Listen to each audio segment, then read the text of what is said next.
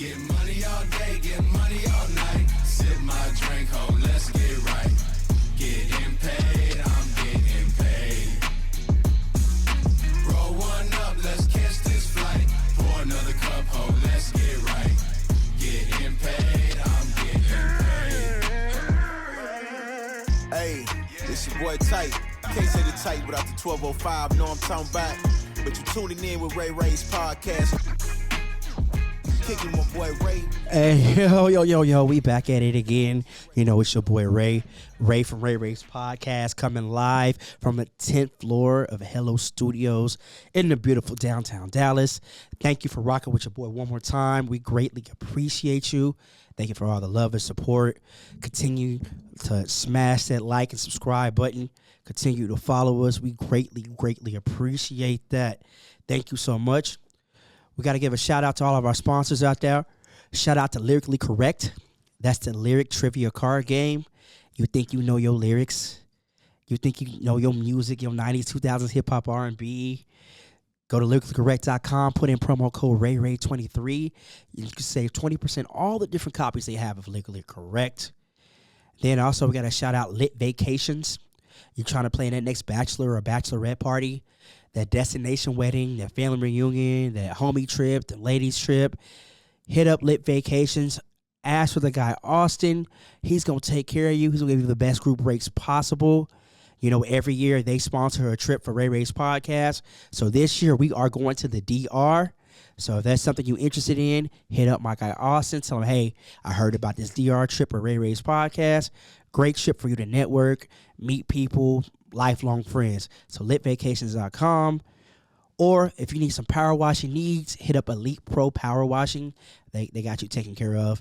You know, tell them Ray from Ray Ray's podcast got you. Bet. So if you're a first-time viewer or listener to Ray Ray's podcast, just so you know, we like to start off the show with positive words, just in case someone's having a bad day, bad week, bad month, or whatever it is. We're going to restart that right now, okay? So tell yourself, just in case if no one told you today, I just want you to know that you're beautiful, you're loved, you're needed, you're alive for a reason. Hey, you're stronger than you think. Whatever it is you're going through right now, you're going to get through this. See, here on my show, Ray Ray's podcast, I'm glad that you're alive and don't give up. So when you keep those positive words in your mind, those hard situations pull up on you, remember, I am who I say I am. I can do what I say I can do. Bet. Let's talk about today's guest we got in the building, man. We got a good one in the building today, man.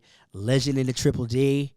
Man, y'all call him Mr. 6'3", Mr. Ice Cream Paint Job. Dorrough Music himself. Shout out to the man Dorrough in the building, man. What's up, man? How you doing? What's up with it? Man, appreciate you coming in, rocking up with us one time on Ray's podcast. We greatly appreciate that. We know you probably got a busy schedule and whatnot, so you took time out your day to come rock with us. We greatly appreciate that, man. Right. So what's been going on with you, fam? Man, just working, like you say, busy schedule is working. You know, putting it all together. You started off the new year good. You know, we in full motion. You know, 2024, you know, it's that Mamba year. Got to have that Mamba mentality. You know what I'm saying? Mamba, we got to make sure, you know, everything's a go. You know what I'm saying? In the words of French Montana, you know, we got to get to it, man. But again, you know what I'm saying? You done a bunch of amazing things in your career so far. So we're going to touch on all the stuff you've done, all the things you're working on right now, and what we got planned in the future. So for those people who don't know who Mr. 6'3" is, talk to them. Tell the people about you, you know, how you got started, where you from, and how you became Dorrough.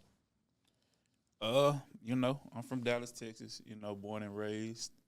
I mean, you know, it's really hard for me to just speak on myself and put it all in that there. But, yeah, I'm, you know, a person that grew up in the city. Obviously, I do music. You know, I don't like to just call myself a rapper, but I mean, I'm a rapper. You know, I started off playing ball, you know, making a name in the city in different ways through sports. Went to Lancaster High School, graduated, went to PV, made a name, both doing music, you know, signed a deal at 22 years old, you know, and just been rocking ever since on the rap. That's the short version of it. He said that's the short version of it. Because if I remember right, when, you know, you won the freestyle contest they used to have, right? Was it on K104, right? Yeah, I was winning a lot of stuff back then, you know, contests, you know, songs, freestyles, just everything that I was doing at that time coming up. I just used to put my hands in everything.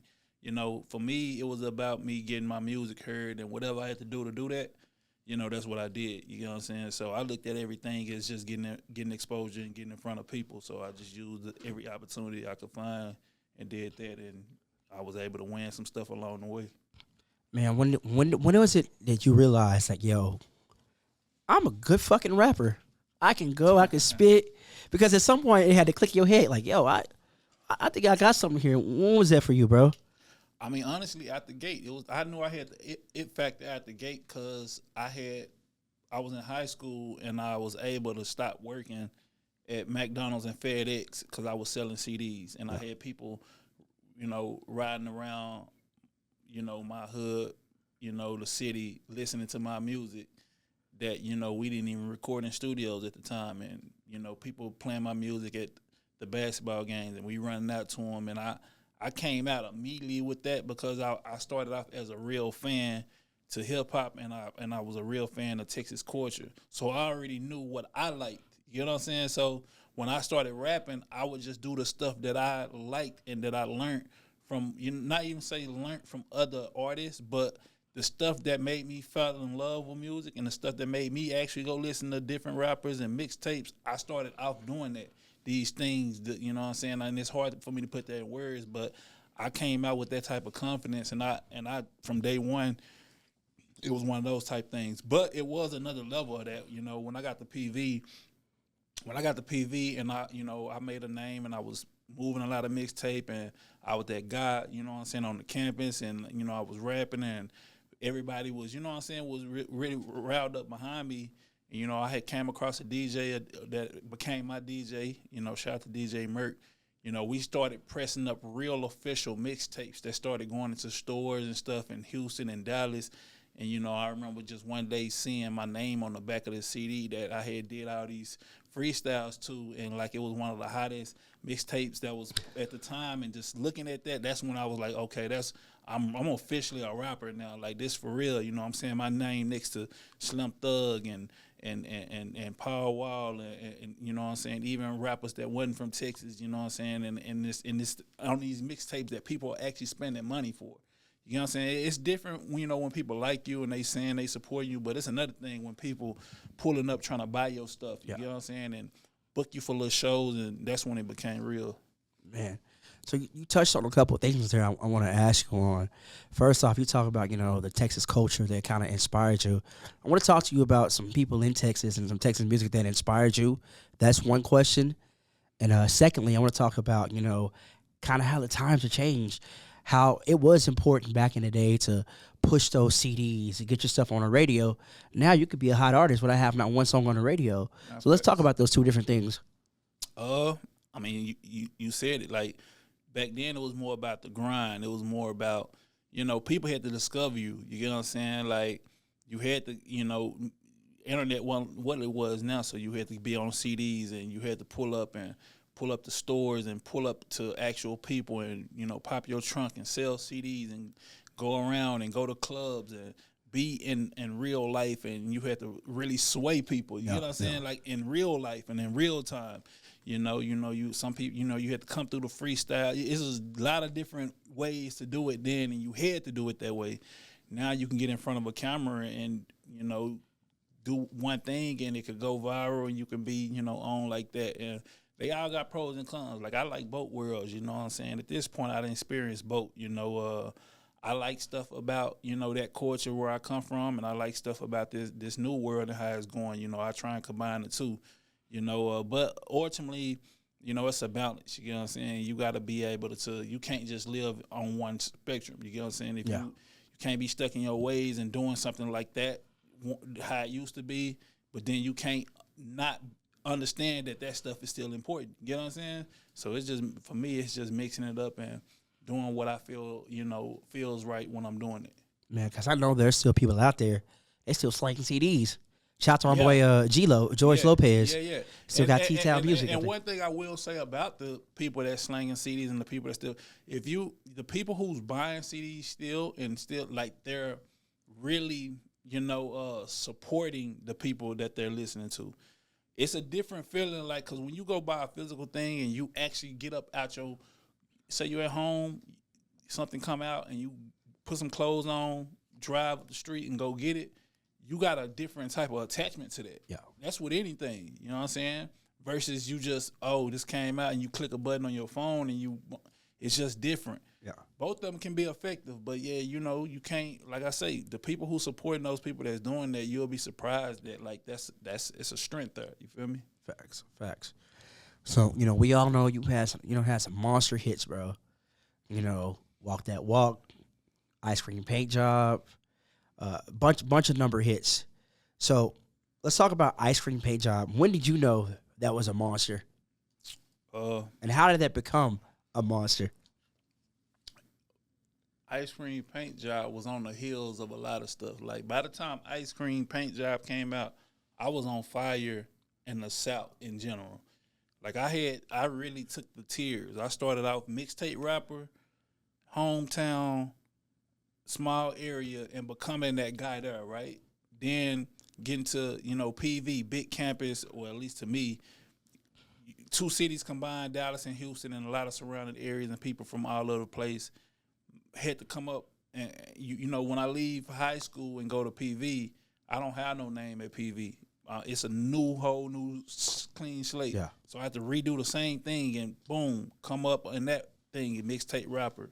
Then I see the game change to where the biggest artists and the songs in the country and in the world are these singles. These singles that's like bops, catchy records that I hadn't at this time learned how to make it. Yeah. I was just a mixtape rapper. People knew me for my rawness. I was a raw rapper. You know what I'm saying? I was who I was. I wasn't imitating nobody. You know what I'm saying? I had my own voice, I wasn't like projecting the rapper. I was just me. Yeah. You know what I'm saying? And I came out like that. People liked it that. But then it was this other element that I didn't have. Like, okay, these rappers, they making singles. They making stuff that's really getting played in the clubs and radio, and I don't got that shit. Yeah. I had to learn that. I learned that phase, did that. I ended up making Walk That Walk. I was inspired by the PV culture and the sororities and stuff. I was like, if I can make something, because they was getting stuff popping. Like, if they was dancing to some whatever music, it was popping. So my mindset was like, okay, I need to make something that they gonna actually like. I ended up making Walk That Walk. They loved it. They blew it up. We made Holly Berry at PV, the original one. You know what I'm saying? Yeah, with what's my guy? Superstar. Superstar. Miss Aquafina too. Yeah, exactly. So we made that. We did that PV. It was a lot of other stuff, a lot of other big songs, The Muscle, Caramel Sundae, a lot of stuff that really propelled this, all pre-Ice Cream Paint Job. By this time, these records get popping. I'm popping in not just Texas. I'm popping in the whole South now, the region. You know what I'm saying? Oklahoma, Mississippi, Louisiana, Kansas. You know what I'm saying? I'm doing shows all over these. So I'm in this motion now. Now I'm that guy in the South. You know what I'm saying? Even all the way to Atlanta. You know what I'm saying? So we doing that. Off the heels of that Ice Cream Paint Job come. It's just I'm in emotion. I'm hot on MySpace. I'm like the number 2 rapper on MySpace. Soulja Boy was number 1 at this time.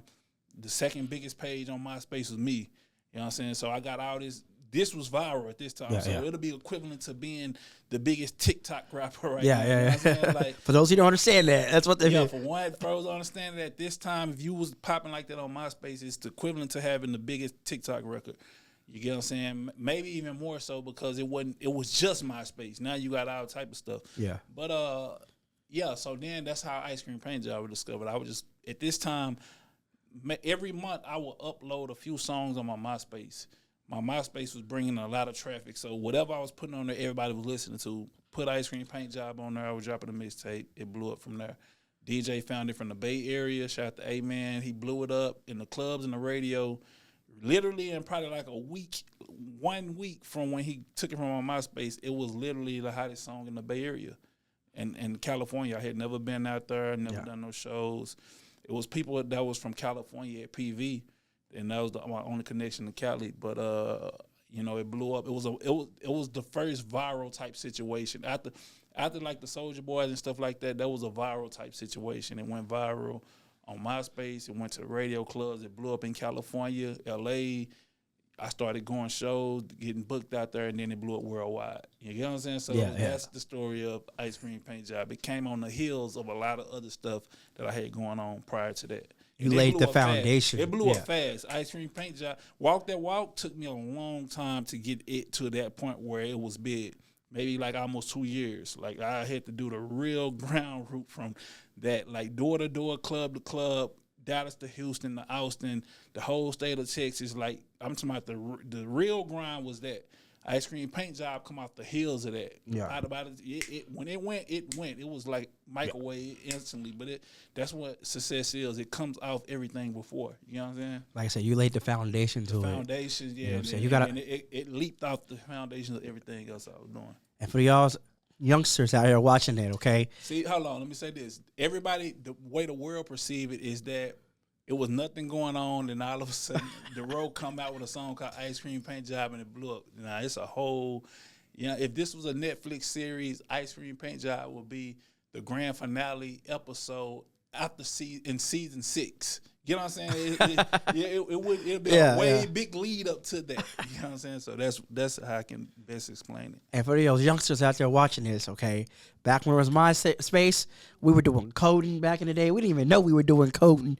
We copy and paste and making your backgrounds. There wasn't no social media influencers or social media managers back in that day. You had to do everything. You had to get your top 8. You had to have your top 8. I was just talking about top 8 not too long ago. Yeah, people get mad, like, why is your top 8, bro? Man, somebody, top 8 was serious, man. Like, y'all think that, y'all talking about followers now and who didn't have top 8 was for real. Yeah. I remember that. You date your girl, you got to put her above your best friend. Then you break up with her, you got to move her out the top 8, bro. I didn't want to talk about that. Top 8 got me caught up a few times, man. So I want to talk about a moment, too, you're being nominated for the BET Awards. Matter of fact, I was at your party, your celebration party. Okay. It was downtown. I couldn't even tell you what the spot is, but it was downtown. I can't remember it either. Yeah. I was there. I remember a Little Twist. Little Twist, yeah. Little Twist is in there. Yeah. It was dope. I was excited. I was like, man, this is a dope thing. Yeah. I had 3 nominations that year. Yeah. I remember that. Yeah, so that was dope, man. Then seeing you perform, at the Hip Hop Awards, one of my favorite rappers is, Jim Jones. Balling. Yeah, he was on my set. Yeah, and I thought it was dope as shit. And was he like sitting in the audience? He just started. Yeah, he came out the audience. He came. Yeah, I had Snoop Dogg, Nipsey, and Jim Jones on that set. We performed on BET Awards, and Jim Jones came out the audience. What's crazy about that is that wasn't even in the rehearsal. I remember being on stage looking for Jim Jones, like, where he at? So they figured they did something else, and they put that in there like last minute. He came out the audience and performed, but it was dope. I liked it. Now, correct me if I'm wrong, because I could be wrong. Were you on a remix to I Hit It First? Yeah, I was. Because I thought that. Honestly, that is I forgot all about that record, but yeah, I was on that official remix with See, Ray J, me and Ray J's was homies because we was on the same label. We was on E1, aka at the time it was Koch, then it went to E1, now it's Monarch. You know what I'm saying? And we was on the same label, and Ray J had just did a hook for me on my Get Big album, which was my second album, my sophomore album. We did a song called Breakfast in Bed, female record. You know what I'm saying? And then he had hit me when he did that record, the I Hit It first record. You know what I'm saying? He was just like, man, you know what I'm saying? Give me that favor back. Throw a verse on here. And, I did that verse for Ray J, yeah.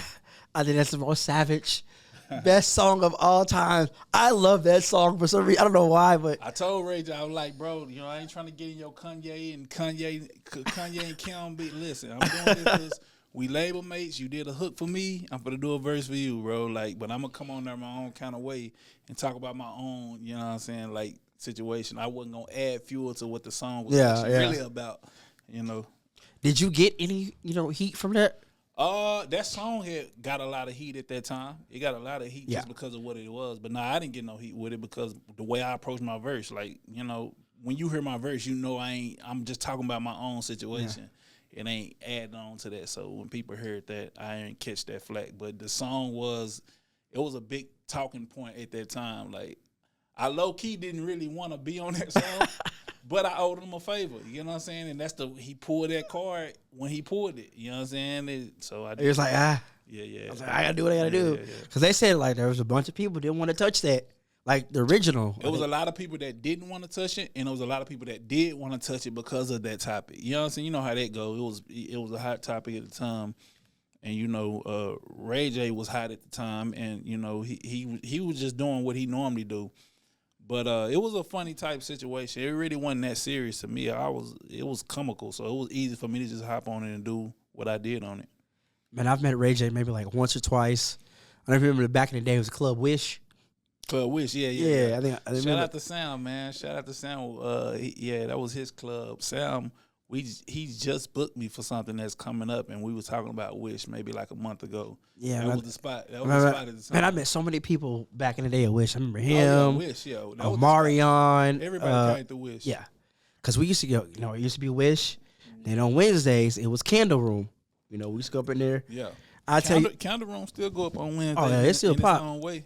Tell you a funny story, right? And this is my dog now, so I can tell this story now. So there was a chick I was cool with, you know, whatever. She was having a little birthday party, and you know, Candle Room was very selective who they let come up in there. They don't let just anybody in Candle Room, so she had to come like, hey, come get me from the door. Yeah. So you know, she's holding my hand, walking me up. I see some dude kind of like snatch her arm, and I was about to turn around, like, yo, is this my moment? Should I be bossing? I turn around, I was like, hey, yo. Then I look up. It's me and Cool It's Sean Marion, J.R. Smith, Shout out to the Matrix. Al Harrington. I was like, you know what? I ain't gonna say nothing. I'm just gonna like, oh, what's up? What's up? Yeah, and he had JR with him. I was like, nah, bro. I think Sean liked it, that spot. I seen Sean at Counter Room a few times. You know, that's the homie. He that's when they was balling too. Like the Mavericks was coming up into that championship. That might have been that same year. But that was the championship year. Matter of fact, yeah. I used to see Sean everywhere that year, but they was balling, so you know, it was warranted for sure. Man, speaking of the Mavericks, I definitely been wanting to talk to you about this. I loved how they had you introduced to season. I thought that was the most dope thing ever. I was like, he's like, you know, sometimes we just need a new paint job, you know, to introduce the new jerseys. I was like, man, this is player. That had me hyped, bro. I'm like, I ain't even a player. I feel like I go out there and score a triple-double, knowing I can't, but that's what it made me feel like. That was fun doing that, man. We had actually did it for the playoffs last year before the season. Mm-hmm. And, you know, at the end of the season, we went from 4 seed to dropping all up and even making it. So we was just like, man, we're going to hold it. The Mavericks, like, they want to hold it to the top of the season, and we did that, you know. And we're going to come back with it for this playoffs, too. So, you know. I'm hyped. Yeah, I'm sure. hyped. Kyrie balling.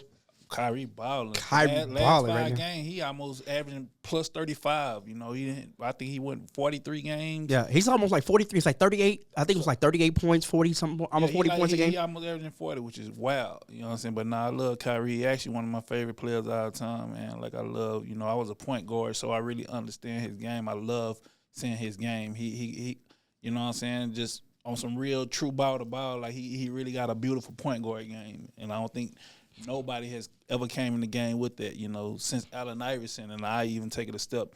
He got a different type of game. So I'm glad he right here in the city. Man, you know, speaking on that too, everyone was like, oh, y'all, you can't have him and Luka playing next to each other. Bro, if you look at other teams Kyrie's been on. Yeah, it's always been a superstar. It's always been a superstar. Yeah. I think even when, if I could correct me if I'm wrong, but when he played in Brooklyn, at times, James Harden was the ball handler. Mm-hmm. And Kyrie worked off ball. People don't think he can work off ball. That's the special thing about Kyrie. You can literally argue, and I mean, you really ain't an argument. He the greatest ball handler of all time. Yeah, I mean, of all time. You get what I'm saying? And he can play the two very well. Like he don't have to have the ball. And that's a special point guard, you know, that can do that. You know, Allen Iverson was the same way. Iverson was a point guard, but he was a two guard. He was a two guard, You know what I'm saying? And you know, that's actually my favorite thing about Kyrie Irving, because that's deadly. When you got somebody that can handle the ball like that, that's just a true point guard in the essence, but that's a shooter as well. That can play that too, one of the greatest finishers ever. You can't stop nothing like that. That is a whole different type of character. You've only seen that a few times in the NBA in any team, any era. You know what I'm saying? So that's actually my favorite thing about Kyrie, is that he can play off the ball. He don't have to come up to bring it up the court. Man, they said Kobe used to say that thank God that Allen Iverson wasn't taller Oh, yeah, I say the facts. same thing Oh, about Kyrie. same. Thank God he ain't like 6. You better thank God he ain't 6'5", because that dude would be. It would be over. Yeah. You know what I'm saying? Like he will single handedly take. You can't stop a Kyrie Irving. He ain't really never been stopped. It's just you need you lucky it's 4 other people. You can't win a game by yourself. So even him putting up 40, you know what I'm saying? You got to have somebody else. But that's why the Mavs in a good spot because Luka is another special type player. He is his own prototype. You know, archetype. You get what I'm saying? Yeah. It's nobody like Luka and it's nobody like Kyrie. And you got those two, and they done start gelling and building that chemistry. You know, and they're in a space where they love to play. This is the first time Kyrie has really vocally spoke on being in the place where he loved to play at and be at, and he at the top of his game. Man, like he loves it here. He love that culture. It's all about the culture. You know what I'm saying? You know, since we own the Mavericks, you know, let's stay on the Mavericks for a little bit. You know, because I fucks with the Mavericks heavy. That's my team. Yeah. So we saw today, Siakam got traded to the Pacers. He went to Pacers, yeah, I saw that. Man, I wish we would have got it. Now, I thought that would have been the X factor. Like, I really think that's the X factor. That's the X factor that we need when it comes to the Mavericks and what we need to. Yeah. I mean, I still think we're gonna be great without him, but you know, I wanted to see him come to the Mavericks. So speaking on that, and that's my next question. You know, since we weren't able to get Siakam, what player you think right now, in your opinion, if the Mavericks made a trade for a realistic trade, that this would set us up to the next level? In that same spot, same kind of spot position, like a Aiden, like something like that, like you need like a Aiden or Siakam. That's what we missing. It's not or what's the dude for the Milwaukee? What's the dude? Middleton. Yeah. So you know what I'm saying? It's either one of those is what we need right there. Those are the top 3 that come to my head. So here's a few names. Aiden. You know, Siakam and Middleton is the first 3 because you got Kyrie and Luka. Yeah. You got to understand them 2 best players in the NBA. I mean, at any given night.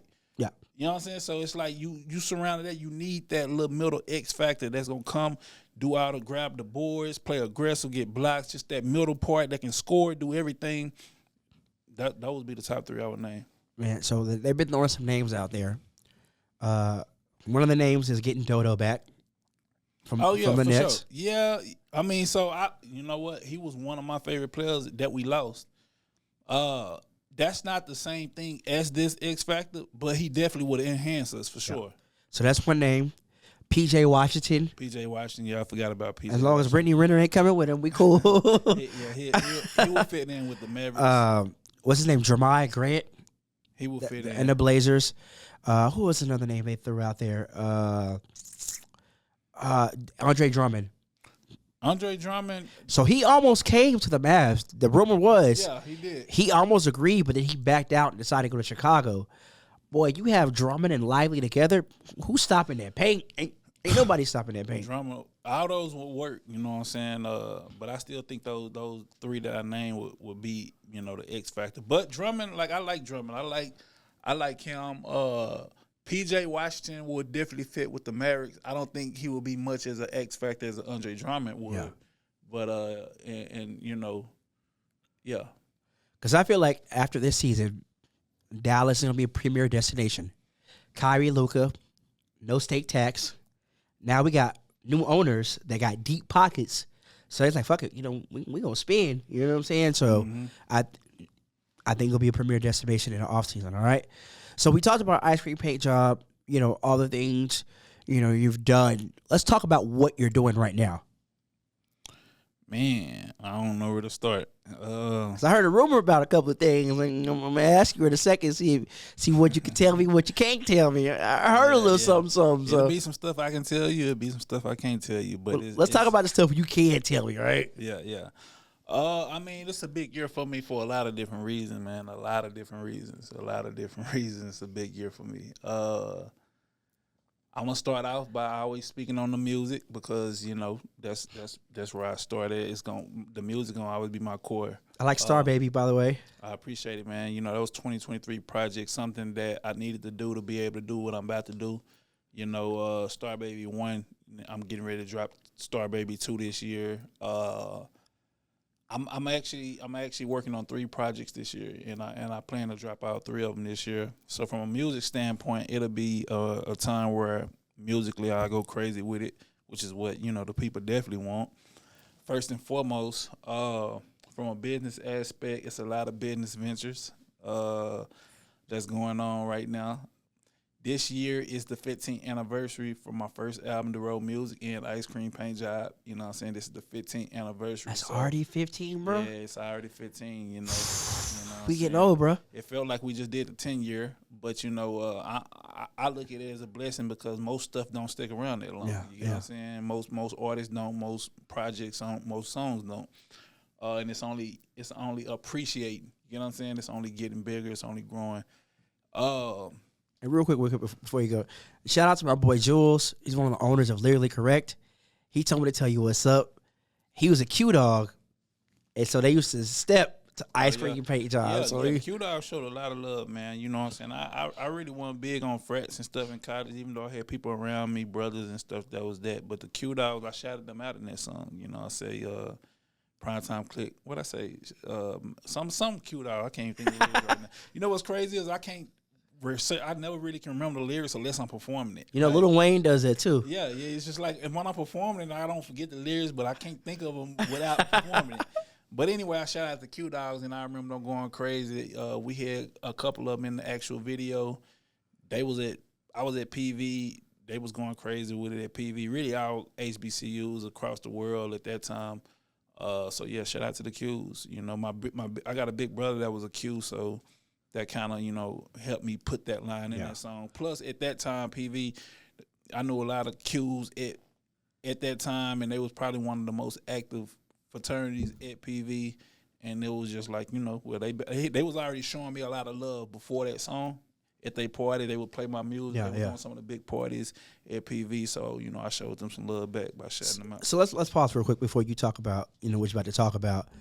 I want you to explain to the average person that doesn't understand how big PV versus Grambling Weekend is. Talk to them about that, the importance of that. About the culture for real. Like, HBCU culture is big everywhere, but in Texas, Louisiana, latex is PV and Grambling. Like, PV in general, now and then, even then, especially, we was like the Motown of this whole Texas culture. Like, if you was able to get your music popping at PV, you was for to blow up nationwide. You get what I'm saying? It's a culture. You get what I'm saying? It's the only way I could put it. It's just, and Grambling Prairie View weekend has been a classic week even before I went there. It's just something that keeps getting bigger and bigger. The football game is big. It was something that Grambling would always beat up on PV, but over the last few years, PV been winning lately. The Battle of the Bands is the biggest thing. Yeah, for PV sure. was always holding those down, both Grambling and Prairie View. And a lot of the high schools in the surrounding area, even the ones that, the one I went to, Lancaster, shout out to Sock, shout out to DeSoto, Carter, all those be involved in these things that's around this same weekend. So it's really just Dallas culture, coming together for a weekend, and you can really see in one weekend what the city what the city stand for, what it's about. You can come in and really experience the real culture. I had one of my homies come from LA this past year, and we did something with K104 97.9 out on the field. My homie J Rock, shout out to J Rock, shout out to Nipsey Hussle in this camp that came from LA. He was Nipsey Hussle bodyguard, but he a homie of mine, and he came out and experienced it for the first time. And every time I talk to him now, he tell me about how much that weekend impacted him. Like, he really saw the culture. He really felt like he was in Texas. He really felt like he was in the South. He really seen HBCU culture. They don't really have that out on the West Coast like that. So, it's just a big thing. Man, I mean, like, I've always really wanted to go experience it, because when I was younger, I'm a South Dallas kid.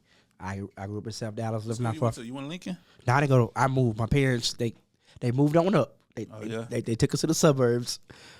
Because they wanted us out of that. What school you ended up going to? I went to Allen.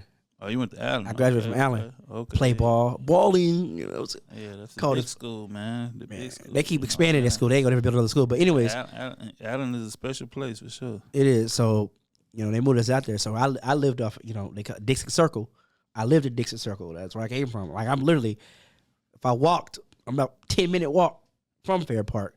So as a kid going, you know, there was a lot of issues back in the day at Fair Park. There was a lot of shootings and stuff like that. Every time I tried to go one year, shootings, like, you know, you couldn't. So I've always been afraid. I won't say afraid. I just like, nah, I don't want to go and some shit pop off. Like I even dated a girl that went to Grambling.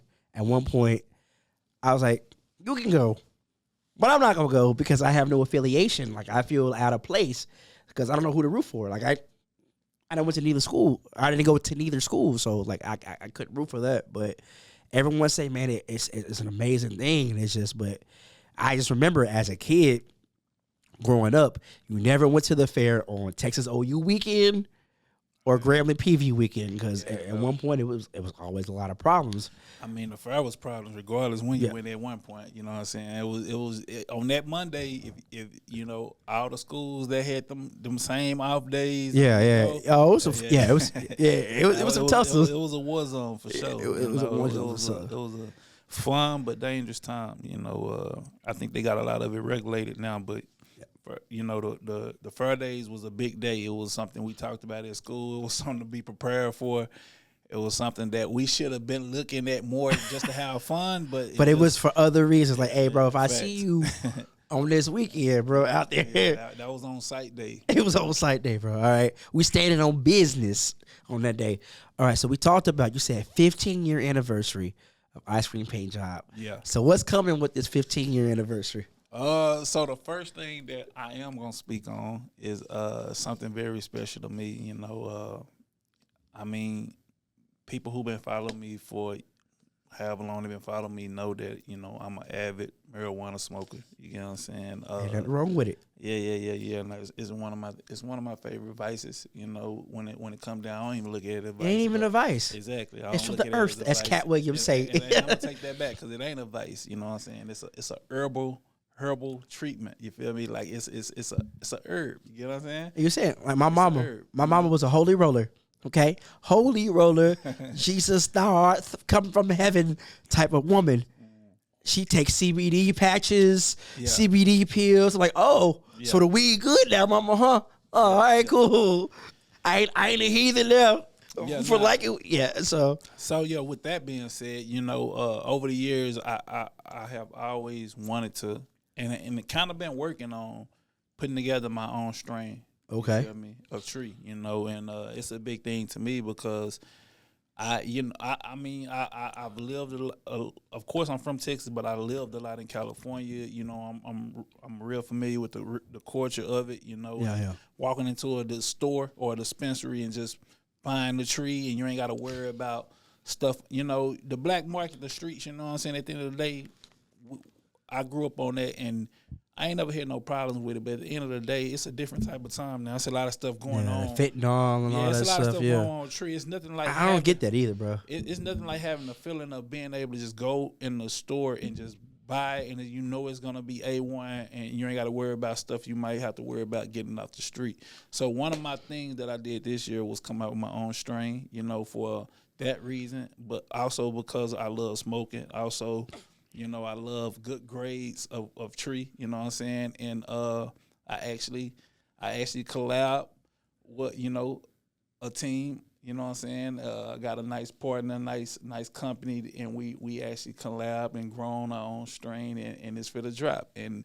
since this the 15th year of the ice cream paint job, that's what I'm actually for to give y'all in the weed world, you know what I'm saying? A strain called Ice Cream Paint Job, and that's the actual strain that, you know, that me and my team has put together.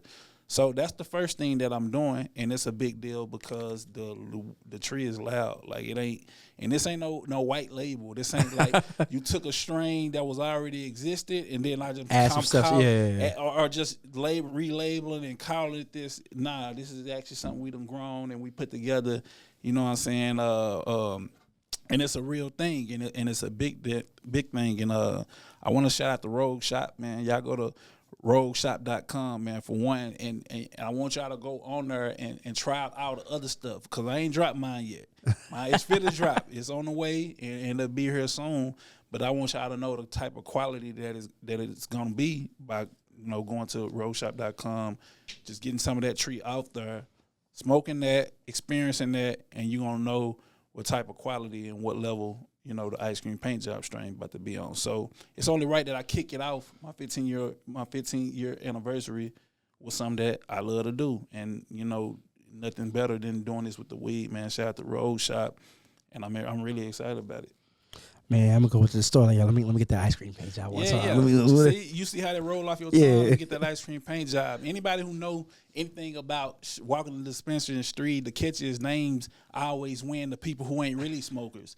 But the thing about mine is the real smokers gonna try it out for a number of different reasons, but they gonna test it out, and it's real quality. Is you know what I'm saying? It's real gas. You know what I'm talking about? So.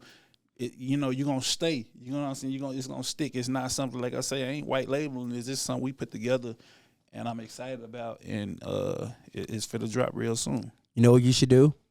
On the packaging, put a little scan code on the back where it plays ice cream paint job. It's other stuff that's coming with this. I ain't even telling y'all the marketing side of it, but I do want y'all to know it's a this is Texas. This is a Texas homegrown company, man. Shout out. Like I say to my team, Rogue Shop, man, it's important to know that because everything I do is to my roots. Like, I don't step out and do nothing. I can't tell y'all, if I was to sit up here and tell y'all all the deals that I literally turned down and have turned down just because it just wasn't my brand. Yeah. And it's just, I couldn't truly sell it and truly talk about it in an authentic way because it ain't who I was. And these big checks, I've turned down. I turned down big beer deals and Budweisers and all type of stuff that I've came across because I just don't drink beer. Yeah, and I can't even sell it. I even tried to drink beer to get these deals and try and be like, I can probably get into it, but I just can't. So I'm saying that to say that, like, everything that's attached to this situation with the ice cream paint job strain and the company and Road Shop, man, and it all coming down to it being a Texas homegrown company, and we everywhere, you know what I'm saying, but the roots come back to me and it makes sense. So all that stuff mattered to me with who I am, you know what I'm saying, as an artist, as a person, as a businessman, all that, everything got to be real for me to really stand on it, and that's another thing I like about it. Bad, that's what's up. All right, so for those of y'all who are, regulars of Ray Ray's podcast, it's your first time listening or watching, we got this segment here. It's called Slow Down. I just want to get to know you. Hey. Slow down. We just want to get to know you. It's where we kind of ask you some random questions off the rip. And we don't know where we gonna go. We gonna take a journey. We gonna get there. I don't know where we going, but we gonna get somewhere after this. Real quick, I'll let you know that Slow Down is brought to you by Lyrically Correct. That is the lyric trivia card game. You think you know your 90s, 2000s hip hop R&B. You think you know the 80s. You think you know this. You think you know that 90s R&B like Jodeci and them and like the old school gospel. All the different copies they got. Go to lyricallycorrect.com. Put in that promo code RayRay23. Get your 20% off. And you'll have a good time with your family. So before we jump off this Lyrically Correct, I want you to, again, shout out all your social media handles where you want people to follow you, find all the stuff you're working on. Shout out that out for your boy. My main social media outlets is Twitter, Instagram, and YouTube. Twitter and YouTube is Dorrough Music. Instagram, you can put in Dorrough Music too. It's gonna pop up, but it's 6'3" the handle, SIX3. And them the main ones I be on. I'm on everything else too, but I ain't gonna sit up here and tell y'all, hey, hit me up on there because I ain't really gonna see it. Yeah, so Twitter and Instagram is the ones I use. All right, let's jump this off like this. Hey, what makes you feel like your best self? My best self? Yeah. What makes me feel like my best self? Yeah. Just when I'm, I'm always feeling like my best self, but especially when I'm in my healthy routines and, I'm disciplining myself and I'm focused. When I got a goal in mind and it's ahead of me and I'm trying to reach that goal, that's when I'm in my best self because I put it out in front of me, and I do everything that I need to do to get to that. So in the process of that, I'm definitely the best version of myself. Yeah. If you could go back and give any advice to your younger self, what advice would you give to your younger self? To stay at it and keep doing what I was doing. You know what I'm saying? My younger self, the stuff I'm doing now is the stuff that I wanted to do as my younger self. So I really wouldn't tell myself to do nothing different other than to not stop. You know what I'm saying? Stay on that same course. All right. So I know, as people, we seek people for advice sometimes. Sometimes people don't give us the best advice.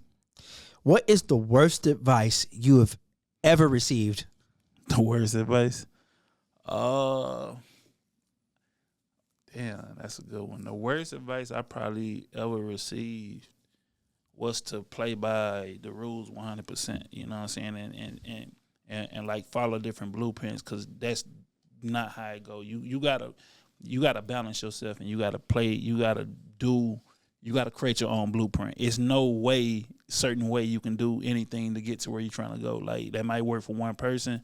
People try and push that blueprint out, but you got to find your own way. You know what I'm saying? And you got to be confident in the whole road, and you got to put 2 feet in, and you got to accept the L's as learning experiences and take out the W's and enjoy them. Man, what's something people misunderstand about you? A lot. But I would probably say that I think people misunderstand that, like, because I'm a rapper. Like, the rap, no matter what, the first thing that people hear first is I'm a rapper, and then they got this image that come in their head. And I am that, but I'm not that. You know what I'm saying? So I think that the thing that people misunderstand is that I'm way more than just a rapper. Man, that's kind of deep right there. All right. So say, for instance, I'm a movie producer, Ray, the movie producer. I want to make the ice cream paint job movie, the Dorrough story. Who do you want to play as you in the movie? Who I want to play as me? Yeah. Dang. Who is a good ass actor? It'll have to be. See, the hard part is ain't nobody gonna be able to talk like me. You know what I'm saying? Unless you get somebody from here, and I don't know any actors from here. You know what I'm saying? Like, the only thing I can think of is Jonathan Majors from here. Nah. He from here?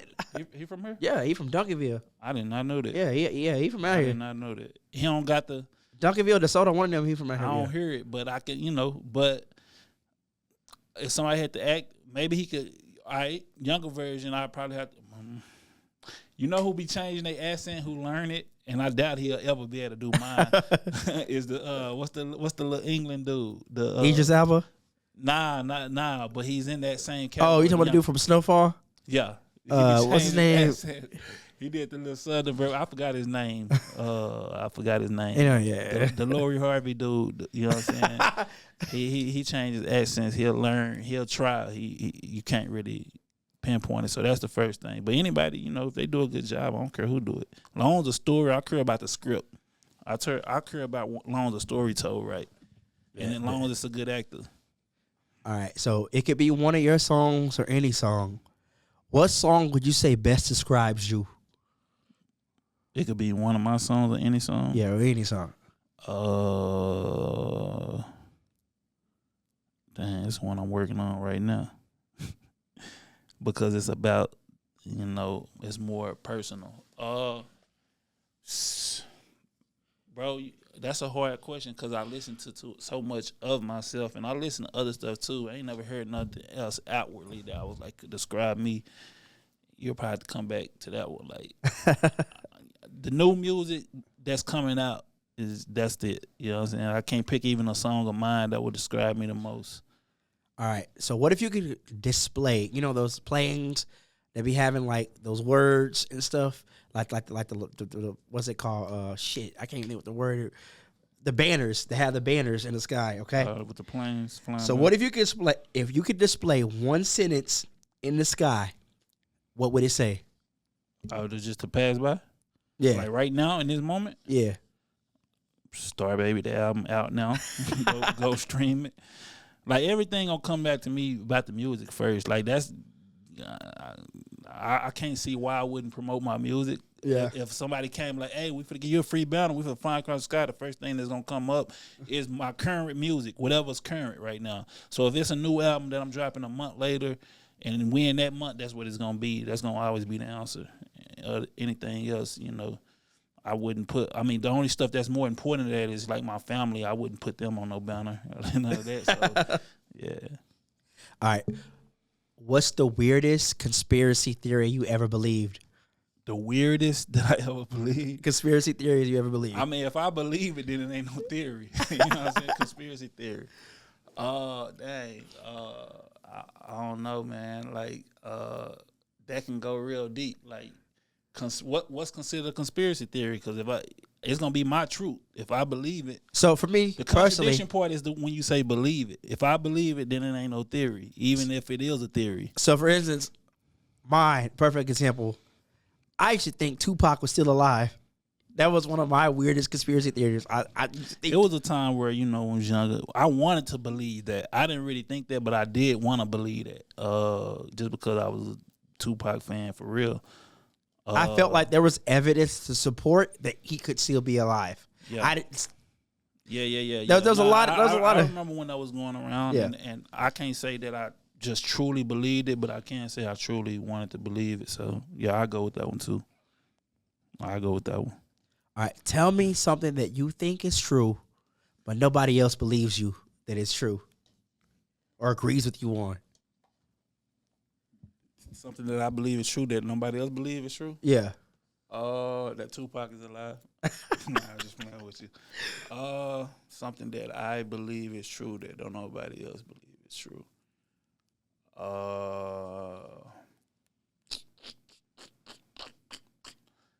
That the Mavericks is gonna go to the championship. Hey, my man, hey, he done spoke something up in here, man. Yeah, I we believe gonna manifest that, all right? I didn't say we was gonna win, but if we go to the championship, we more than likely gonna win. But yeah, we gonna get there. All right. If you could have dinner with 3 people, dead or alive, who would you choose? 3 people, dead or alive. I'm gonna say my shorty. I ain't gonna disclose her name. I'm gonna say I ain't really. All right, so when it come to fandom, I'm a big fan of people who do dope stuff, but like I ain't never really. I used to fan out on sports people like the Allen Iverson, the Deion Sanders. I know I'm a rapper, but I always respect the rappers, so I can't really pick that. So I'm gonna have to go back in history. I'm gonna have to go back to like a Michael Jackson. You know what I'm saying? Like, cause I really want to pick his creative, like that. You know what? Before I even pick Michael Jackson, I picked like a Prince because he was a real creative. Like he really was behind his creative. So just from a music aspect, nope. Let me take that back. I'm gonna go with Sade. Sade. Happy birthday, Sade. Sade. By the way, Sade, just had a birthday. Sade is my favorite artist. You know what I'm saying? And like she got a super enigma about her everything. So that will be worth me doing that.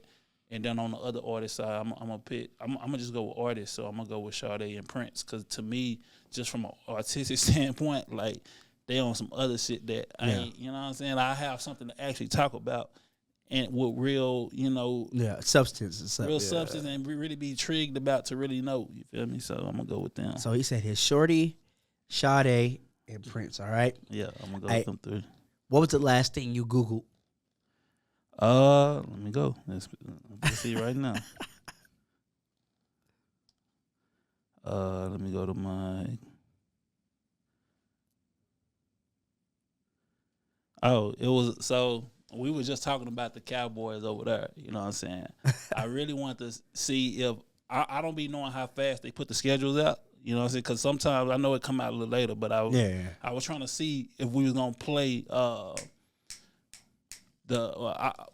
I had another conversation earlier about the homie from the new draft for Carolina Panthers. Bryce Young? Yeah. Because that's a whole nother conversation. But anyway, I wanted to see if we was gonna play them again. We played them this year, and then my last when we was just talking about the Cowboys, I googled their schedule for 2 different reasons because we were talking about them, and obviously to bring up a point about the playoffs that we was talking about, and I googled the Cowboys 2024 schedule, which I didn't think it would be there, but why not? You know what I'm saying? So yeah, Make sure I go watch that. We had a great talk about the Cowboys. man, listen. Heartbreaking ass Cowboys. We had a great talk, but you know what I'm saying. I don't really want to have no more Cowboy talk for the rest of the next season. To next I don't even season. want to talk off season Cowboys. You know what I'm saying. I want to get over that. Man, you spoke about like how the Texas culture is important for you. All right, Yeah. give me your top 5 most important people out of Texas to you. People or artists, just people in It general. can be artists, athletes. Your top 5 people that Do really they gotta represent. be from Texas or they represent. They Texas? represent Texas. All right, so if I go right now, you know what I'm saying, outside of myself, I'm gonna go with the sports. I'm gonna go with Kyrie, Luka. I'm gonna go music. I'm gonna go. See, that's hard when I get into music. Cause you talking about all the Texas legends, man. You talking about the Tucks, the Tom, the Pauls, the Slims, the Bun B's. I'm gonna say Bun B. I'll throw him in there because he at the top of all that. He the top OG. You know what I'm saying? Have you been to Trill Burger yet? I've had Trill Burger and actually, I ain't gonna talk about that, but it's Trill Burger is a special thing, you know what I'm saying? And Bun B is special for a lot of different reasons because I like the terminology he brought into the culture. He I can call Bun B right now. He gonna pick up. You know what I'm saying? I got some business ventures and that's going on that I ain't gonna talk about now. No. But I was able to hit Bun B and get some insight about Trill Burgers. Shout out to Trill Burger and get some insight from him. So I'm gonna name them 3, Kyrie and Luka, because they putting on right now, even though they ain't from Texas, but they in Dallas. And they right now, you know what I'm saying? I ain't gonna speak on the Cowboys. My heart broke, so I ain't gonna speak on no Cowboys right now.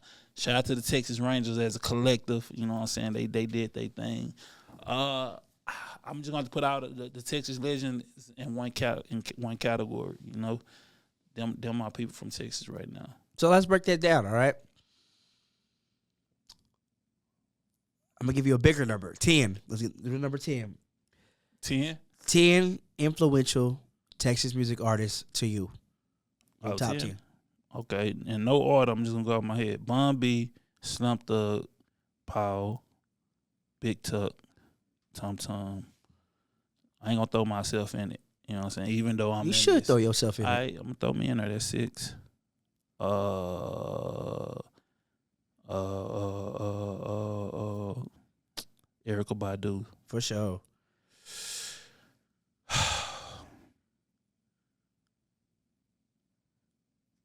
Lil Flip. Okay. That's 8. And then I'm gonna go different spectrum that's putting on now, big influence, and they really from Texas. I'm gonna go Post and Travis Scott. Facts. To balance it out. Facts. Because I'm gonna give you my personal opinion. Tuck and Tom, they set something. You know what I'm saying? There was people before Tuck and Tom, like Lucci's and Pookie's. Mm-hmm. But Tuck and Tom, they took it to one level. You came out and you took it to another level. Mm-hmm. And if it weren't for you, I don't think we would have Yellow Beezy's, Trapway Freddy's, R.I.P. Mo 3's. A lot of those people, I don't think Young Nation, a lot of them guys, you kind of brought that eye back to the city of Dallas. They haven't been there in a minute. Yeah, I said, DSR, Tuck, Tom, they had that big regional momentum. Tom was on 106 and Park with Caprice Classic and stuff, but it didn't hit like when you hit. They was opening up the doors. You know what I'm saying? Like they was the. I'm coming off the shoulders. You get what I'm saying? And Caprice music is still one of my favorite songs to this day. Like, if it didn't hit like other records or some of my records did, it was only because the knowledge wasn't there yet. People wasn't, you know what I'm saying? But like the quality of it, even to this day, it's that. You know what I'm talking about? Saying with Tuck, You know, same with all these other people I mentioned. But nah, you're right about everything else you said. Because, it was them, also for me, Freestyle Kings. Yeah. Shout out to my brother Tight. Shout out Big Tight. Man, Charlie Boy. Oh, man, it's so many people. When you talking about the Swisher House, SUC, DSR movement, it gets so big. It's like it's a lot of people that play roles in that, and to this day, we all benefiting from that. Okay. Question. What should I have asked you, but I didn't ask? What you just asked me? I mean, we talked about all the stuff, you know what I'm saying? Introducing them to people who may not know my come up or whatever, and then what's going on right now. I mean, for me right now, it's just about we in 2024. It's all about the new stuff that's finna happen. The weed strain, the Ice Cream Paint Job weed strain. It's the 15th anniversary of that song in my first self-titled album, Dorrough Music. You know what I'm saying? I got 3 projects on the way for this year. You know what I'm saying? Different from each other from a musical standpoint. Other business ventures that I ain't going to speak on yet, but when I'm ready, I'll come back and we'll talk about it. Other personal things that are also big to me and probably mean more or just as much as everything else happening in the moment that I ain't going to speak on yet. But So it's a lot, man. This is just a lot. This my only thing is to tell people to stay tuned, because it's a lot to stay tuned for. It ain't me just capping. It's a stay tuned type year. Like this month something happened, and next month something happened. Yeah. Oh, shout out to TTOD Bumpy Johnson, man. Shout out to Bumpy Johnson. He got a new single out right now, Star Baby, featuring myself. I did the Star Baby song first in the album, but he was inspired and threw me on the record, and he got a lot of stuff going crazy right now. He one of the emerging artists that I want people to pay attention to that's coming out of the DFW. He from Ennis, Texas, but he represents Dallas, you know what I'm saying? And he got a special situation going on right now. And currently that's the last record that I put out. I want to say about a week ago. So, yeah, I'm going to speak on that. Yeah. So, in closing, I like to always ask 2 questions. First question, if you can give any advice, no matter the subject, what would it be? And secondly, what do you want people to take away from the podcast you did today? No matter what it is, authenticity is the only thing that matters, the only thing I care about. I don't care about, how successful you think you are or want to be. It's all about it being authentically who you are, you know what I'm saying, and what you're trying to bring to that. And that applies to everything, music, business, just you on some personal ish, you know what I'm saying, sports, whatever it is. Authenticity is the main thing, you know what I'm saying. It's the only thing that really matters and what's going to count at the end of the day. What's the second thing you said? What do you want people to take away from the podcast you did today? Oh, that message, like if you're going to, whatever you're doing, stay tuned to what I got going on. It's a lot to come. It's a lot coming up. And, I want y'all to be here for the ride. And for yourself, man, to bring to this culture and support what's around, support the people around you, support the people that's supporting you, support the city. I don't know where y'all from, but if we on some Texas or Dallas, it's definitely support that. But if you ain't, support your people and be authentic to it. And that's really it. Facts. So I appreciate you taking your time out to rock with us, bro. I know you got a lot of stuff going on. I'm definitely going to try and check out that strand when it come out. Man, shout out, man. Hey, once again, shout out to roadshop.com. Y'all go try it out. Hey, go try the tree right now because, like I say, y'all going to get a early dose of what I'm really for to give y'all, and it's for to be even on another level. So, the Ice Cream Paint Job strain for the drop, and that's where we going with it, man. Yeah, shout out to everybody that's behind the movement right now. And I'm gonna come back to give y'all more news on everything that's going on that's connected to this same anniversary and other stuff. And we'll come back talk more sports again. No, for sure. Hopefully it's good. We're gonna talk about the Mavericks. We're gonna talk about the Mavericks when we come back. Yeah. We'll do that. Again, thank y'all for watching, tuning in. Make sure y'all like, subscribing, follow Mr. 6'3" here himself on all his social media. Stream all that music still. Go get that weed. I'm saying get some of that weed, okay? Just smoke that up real quick, all right? So, we started off with positive words. We're going to end it off with positive words, So rub your hands together like you Birdman. Get your swag on. Tell yourself, I will boss up mentally. I will boss up spiritually. Yeah. I will boss up physically. and I will boss up financially. Invest in yourself. It's your boy Ray Ray's podcast, Dorrough Music, Mr. 6'3". We out. Hey. Get money all day, get money all night. Sip my drink, ho, let's get right. Getting paid.